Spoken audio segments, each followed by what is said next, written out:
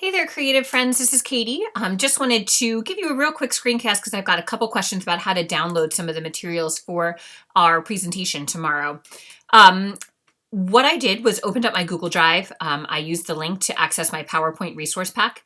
And in it, you'll see 4 subfolders, one for scrap packs. You'll have the opportunity to use some of that tomorrow.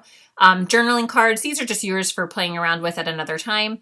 Some of my favorite fonts, I put some of those in here, although you're welcome to scour the internet for additional fonts if you're interested.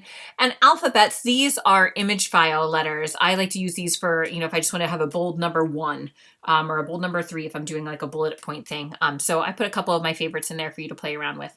There's also the PowerPoint resource guide. This is just a very generic outline of the presentation along with all the links to any of the sites I'll be sharing out during our time together. And this is our much in need of much love PowerPoint, how to wrap a gift. This is the PowerPoint that we will try to make better at the end of our presentation. So you're welcome to download any of these items. But as far as the questions that I've received, it's how to download the fonts and how to download the scrap packs. So let's check out the fonts first. I'm going to double click on the font folder. And you'll see that a couple of these fonts they're in a folder themselves, and a couple of them are kind of an open file.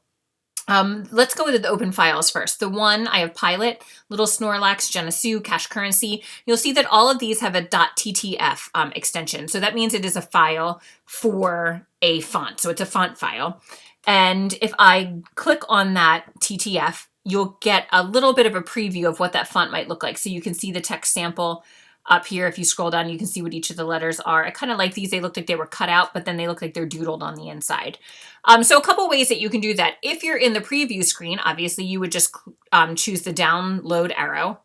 It'll scan it for viruses, and however your computer system is set up to download, that download will start occurring. The other option is to download you have the highlighted text or the highlighted file right here. You can go to the 3 dots at the top, more actions, and choose download from there.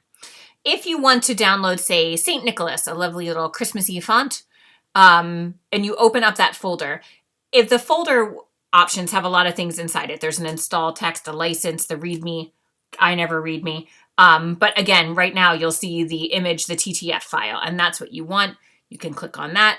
Again, choose the download, and I can download St. Nicholas. Once I've done that, I can access my download folder wherever that is.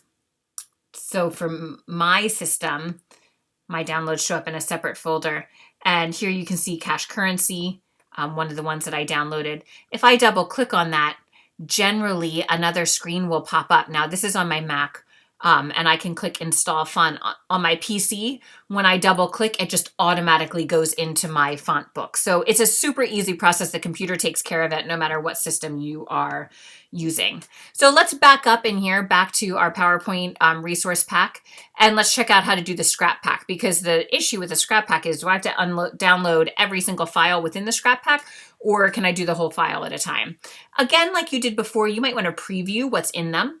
If you're going to, I can check out Holiday Sampler. When I click on it, I can kind of get an idea of what those image files are. Or usually there's a contact sheet in every one, and that'll tell you all the things that are in that file folder. That's a quicker way to preview what you're getting. However, the easiest way to download them is to download the entire file at one time. So if Holiday Sampler is the winner, and that's what I actually want, I'm going to highlight it. I'll go to the 3 dots, go to download, and then it will actually zip that file together, and then it'll send it to my download folder. So I can put it on my desktop or wherever it is that you want to store these items. You are welcome to download all of them, or just one of them, or just keep them on the Google Drive and access them from there. But I find it easier to work in a PowerPoint if I have these items out of Google Drive, because then I can just click and drag things into my PowerPoint. And so for me, that's much easier. And when time is of the essence, I always go with easy if possible. I hope that answered your questions on how to download our materials. I'm really looking forward to sharing some of my tips and ideas with you either tomorrow or Wednesday during our virtual PD. Thanks so much, guys, and I'll talk to you soon. Bye-bye.